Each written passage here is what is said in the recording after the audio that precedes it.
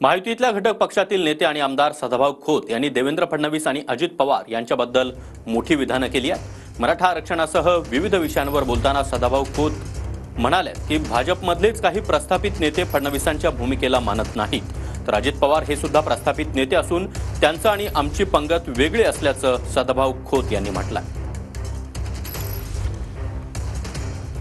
तर सदाभाऊ खोत नेमकं काय म्हणालेत आपण पाहतोय। अजित पवार देखील प्रस्थापितच, त्यांची पंगत वेगळे असल्याचं सदाभाऊ खोत यांनी म्हटलंय। तर अजित पवार महायुतीमध्ये आले, मात्र आम्ही विस्थापितांचे नेते असल्यामुळे आमची पंगत जरा वेगळी आहे।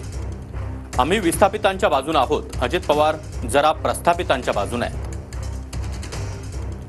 भाजपमधलेच काही प्रस्थापित नेते फडणवीसांच्या भूमिकेला पाठिंबा देत नसल्याचं देखील खोत यांनी म्हटलंय।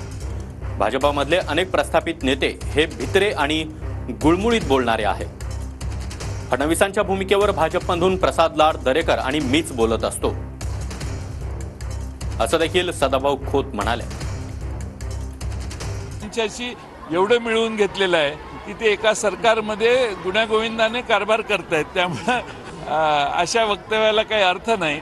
हे अजित पवार, भारतीय जनता पक्ष आणि एकनाथ शिंदे यांचं सरकार चालू आहे आणि त्याचे प्लस आणि मायनस पॉइंट हे भारतीय जनता पक्षाला भोगावे लागतात। सदाभाऊ हे घटक पक्षाचे नेते आहेत, त्यांनी जे काय म्हणणं असेल ते महायुतीमध्ये जेव्हा घटक पक्षांची बैठक होईल त्यामध्ये मांडलं तर ते उचित होईल।